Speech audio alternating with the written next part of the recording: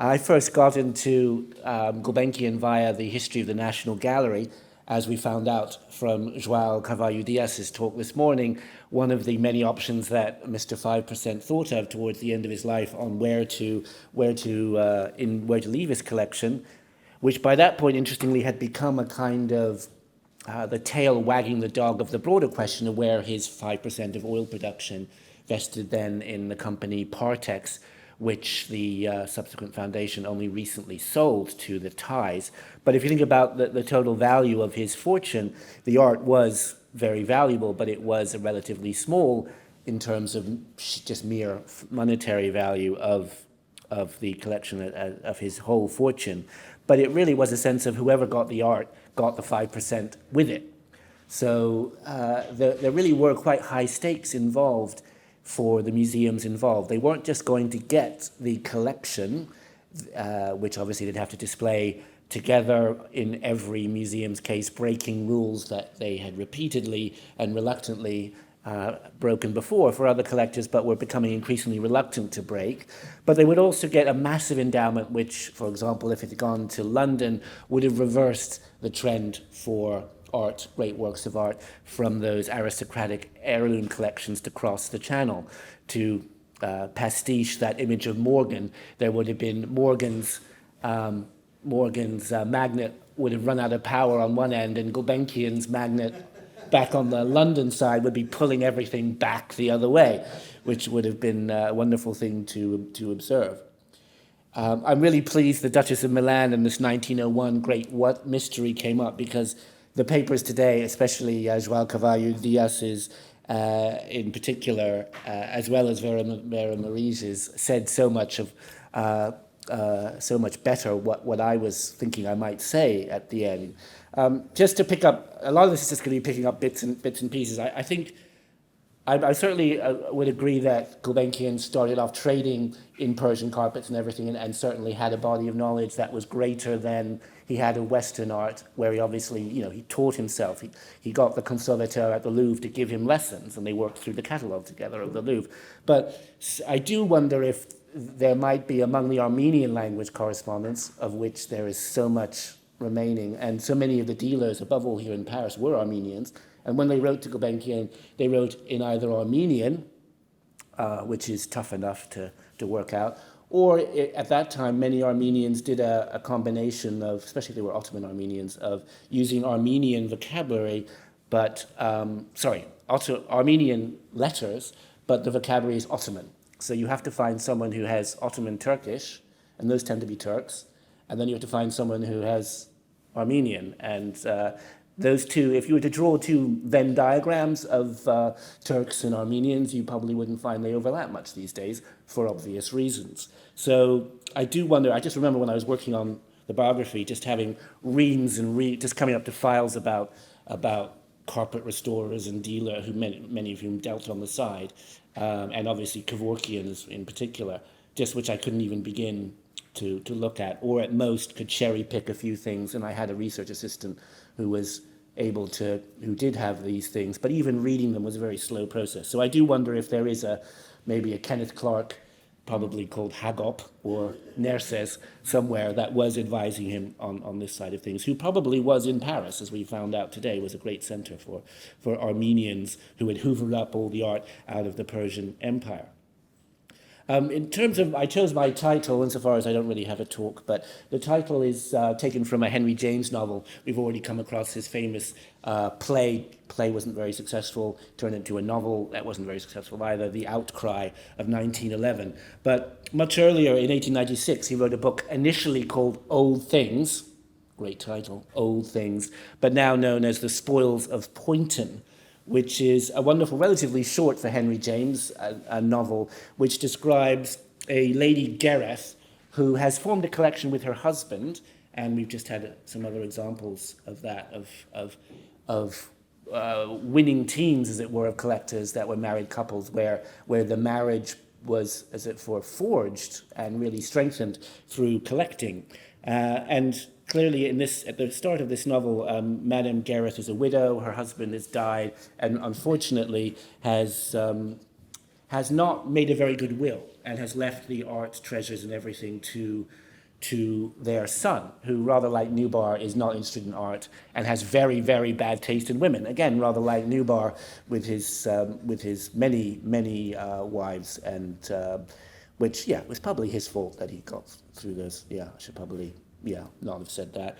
Anyway, and what the Lady Gareth decides to do is she's the collection that she's formed. She's not an aristocrat. This is not the sort of family that Jeremy's been so helpfully outlining for us today, in that they have formed a collection. They sound like they're probably maybe upper middle class. They've kind of maybe the husband was slightly self-made. They haven't been buying really paintings. Henry James doesn't really explain what's in the collection beyond some boiserie and some items of furniture and vases. It seems to be mainly decorative arts. But it's clear that the collection has come to have a kind of organic life in the house Poynton, which it is, as it were, grown into, so that the collection and its setting is one organism. And in the course of the story, basically, the Lady Gareth is fighting to preserve as a unity Poynton and its collections, and pass them on to a chatelaine that she feels will be able to look after them properly. And she settles on this relatively poor, definitely middle-class young lady who is not looking like she's going to, in the course of making a fortunate marriage, called Fleda Vetch, a name which in itself perhaps reveals something about her diminished marriage prospects, and basically grooms and becomes a patron to Fleda Vetch, and trying to build her up and marry her to her son, and stop him thereby marrying someone who's decidedly unworthy of the works of art. But there, I think, the reason I thought of it was both because the spoils, Gulbenkian's own staff referred to the debates over, subsequent to his death in 1955, the debates over where it should go as the spoils of Gulbenkian. Certainly, that was what one of the heads of his office, David Exurgent, it was his father, in fact. That's the phrase he chose to describe this kind of debate over where Gulbenkian's art was going to go. The spoils of Gulbenkian rather than Poynton, in both cases, the result of having not really thought through your testamentary plans properly. But throughout the novel, I think we're asking the question, who does Lady Gareth want to keep Poynton together for? This is not, so far as we are ever told by James, it's not a house that's been open to the public. At no point is there mention of turning it into a museum, as Lady Bowes or many of the other benefactors that we've been hearing about today have. It's purely, it seems, for its own sake, simply to keep the collection together as a living thing that will otherwise die. And much of the relationship between the widow, Lady Gareth, and the would-be chatelaine, Fleda Vetch, comes in forms of the senior lady, the widower, begging for advice to the much younger Fleda Vetch. And that reminded, and really sort of almost treating her as an equal, despite the real gap in age and in class and in wealth.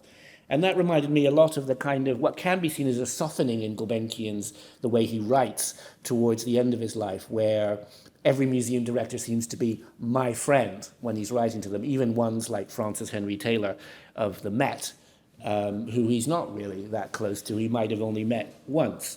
Obviously, there are certain my friends, like Crawford and Clark, who definitely are very close friends, and Radcliffe as well. I think, in a sense, rather than reading these letters as a sign of Gulbenkian getting soft in old age, we need to see this as a kind of coercion, because certainly in the Henry James novel, the widower is, in a sense, loading the Fleda Vetch character with the burden being placed on her shoulders. And it's not sort of, help me, do you know, what can I do? It's very much kind of gun to the head, you must help me. So this idea of the collector in search of advice that Gulbenkian he adopted, certainly for the last 5 years of his life, is not one that's very passive or humble, but I think needs to be seen as a kind of coercion, as a means of negotiating by other means, in the sense that In letter after letter, we see him saying, I have one example here. This is him writing to Francis Henry Taylor. Sorry, it's 1953 below. And in fact, João Carvalho Dias had the same quote. So I thought I'd found this for myself, but João beat me to it. I've collected for so many years for my own pleasure, and I've given my objects so much of myself that to me they will never be inanimate things. Quite the contrary.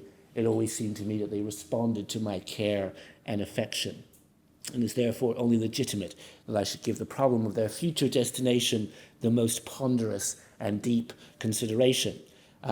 Even get some Henry James style ponderous and deep language there, I think. So again, Francis Henry Taylor was the notoriously fat director of the Met around World War II time. And again, here, as always, the debate was the price of accepting the spoils of Gulbenkian was to have to keep your collection together.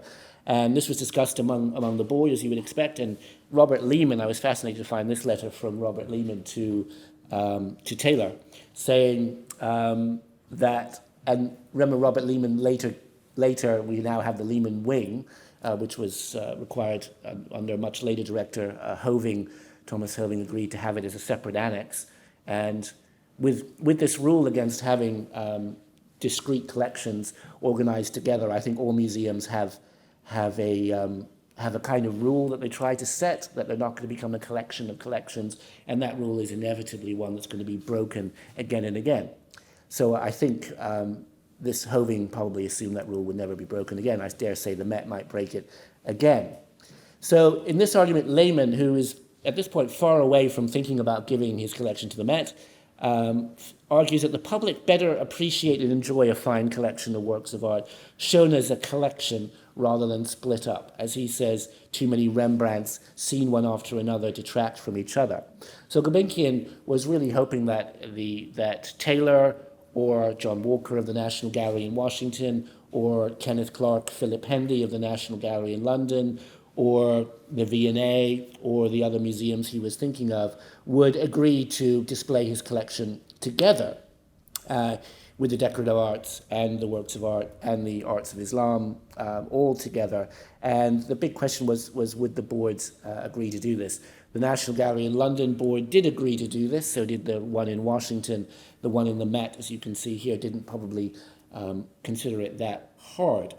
So this question of public and private is one that we've obviously looked over and chewed over many times. So, I mean, to return to my question of who was Gulbenkian holding the collection together for, I think it was very important to him that the collection exist as a collection with a capital G, a capital C, on the lists that would be appreciated not just as in the format of the grand Duveen-style vellum catalogues that we've seen some examples of, which now fetch prices that, as we've seen, are themselves quite large these days, but also that sort of thing that in that body of knowledge which Catherine talked about, that Gulbenkian collection would be there alongside Duc d'Aumale, alongside other great collections of the past. So that's really about knowledge infrastructure. I don't think he really was thinking at that point about the public. There's a tension, though, however, in Gulbenkian between, on the one hand, he was a generous lender to temporary exhibitions everywhere, but on the other hand, his house at Avenue Jaina was notoriously difficult to get inside, and it was really built as a kind of fortress. So there was a tension, I think, within him between sharing his works of art to the public, and yet I really think he did view sharing those works of art as primarily something aimed at scholars and his advisors, as a way of, in a sense, putting his works on show to test them in the court of, again, these body of experts that Catherine was talking about, rather than a grand public.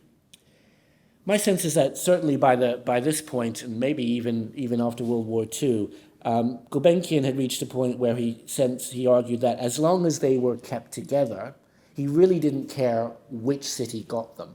And I think that's an important thing to say, and perhaps where I disagree with the Al-Thani's director little speech yesterday at His Excellency's wonderful dinner.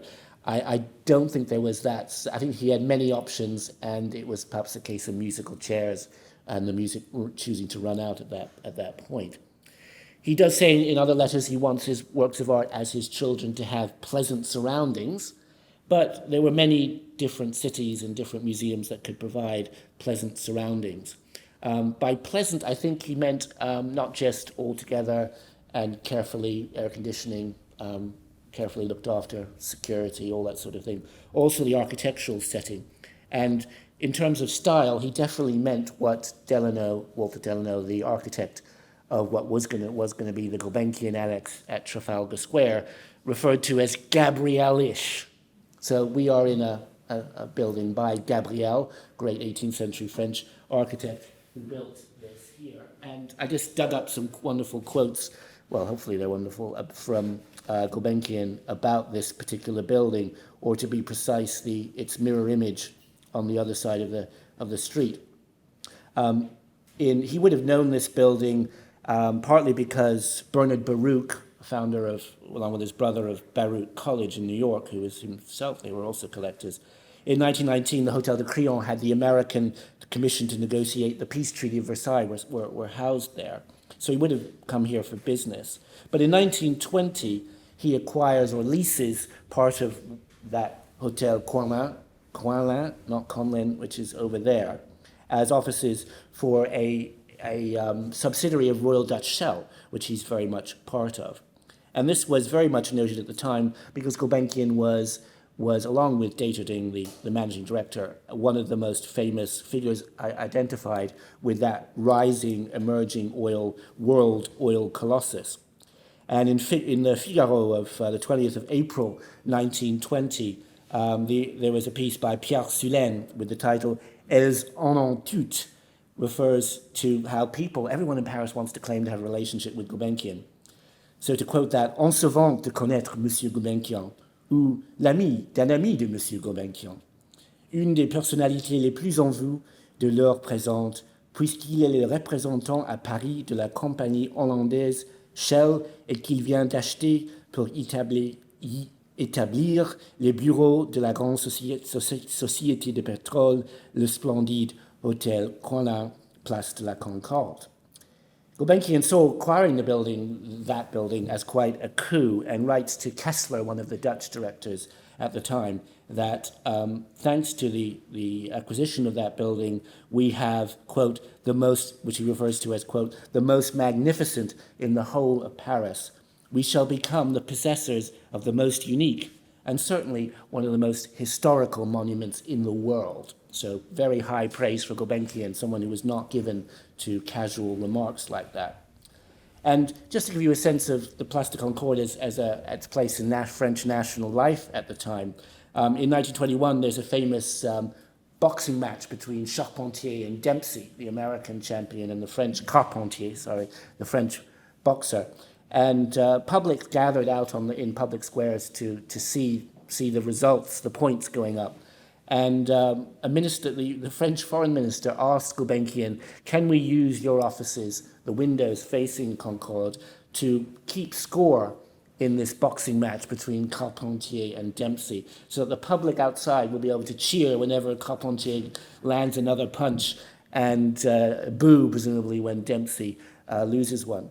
And Gulbenkian agreed, of course, as he wrote to Deterding, his boss, we should do it, quote, in the interests of national feeling. So by national feeling, he presumably referring to French patriotism. And the fact that I think he's putting it in quotation marks, I think gives you that perhaps less pleasant side of Gulbenkian's love for almost any of the countries that he lived in, which was he enjoyed France, he loved Paris and its art collections, but he was also very aware that patriotism was a business tool that he could manipulate. So just to conclude, I think I was trying to think about any future directions, other aspects of Gulbenkian that we might look at in the future. I think it would be interesting in the context of Catherine's looking at robber baronesses. I'm having to think about these same people for my Met book, and I've taken the decision, which feels almost naughty, to call the robber barons like Morgan oligarchs. And there's a sense in which that's kind of an impolite or rude thing to do, because robber barons are a kind of jokey label. I mean, robber barons, when we think of robber barons in the original context, we're not thinking of actual barons imprisoning people in 12th and 11th century England.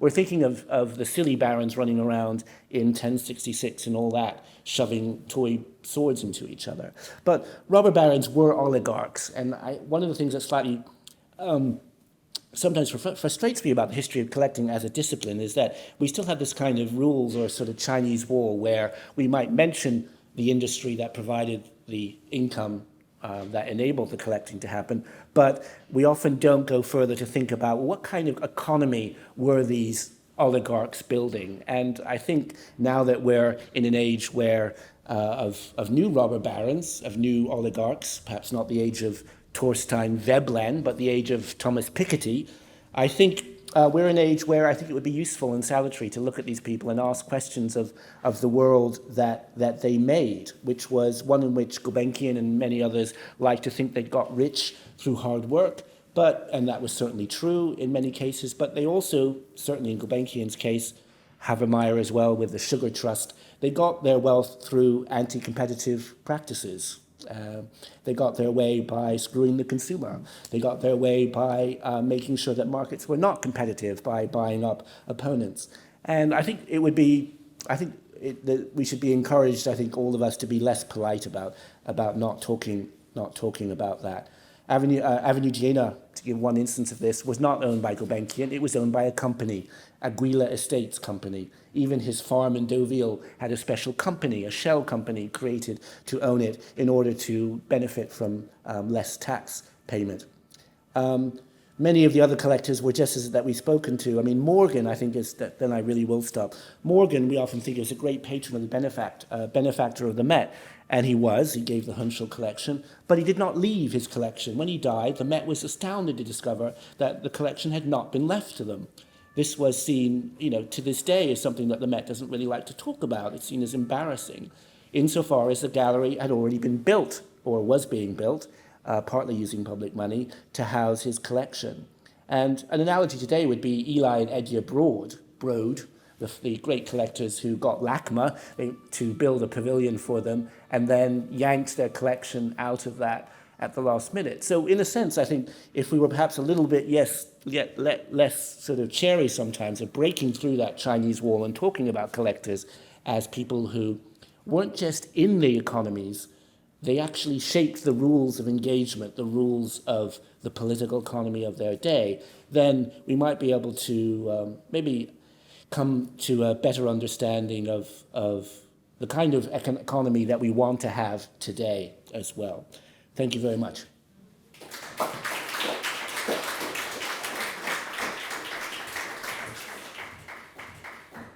Jonathan Conlin, thank you very, very much for that new perspective in a way on Gulbenkian, and thank you for the wonderful contribution you've made to Gulbenkian studies, as it were, because your book is absolutely everywhere, and I think anyone interested in whether it's the collection or the life and times of the petrol industry, of course, turns to your publication. I would like to thank all of the speakers today for participating, for some of you for coming to Paris, and for sharing in your research, whether on Gulbenkian and his collection, on the house in Avenue de Jena, or parallel collectors, different strains in the period, whether it's philanthropy, whether it's female collectors that have been overlooked, whether it's the private to public element, whether it's the development of new areas of collecting, new markets, and new subjects of interest. It's been for us immensely rewarding. As I think I mentioned earlier, this is the first time we're very young here in the Hôtel El Marine. We opened the Thani Collection galleries last November. So this is the first time that we've had a conference of this type, and I thank you all, the speakers and the participants, for being here with us to, let's say, inaugurate this conference room. It's really the first time that we use it.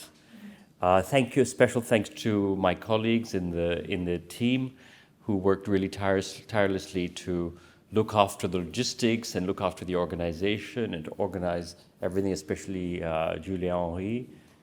Thank you very, very much.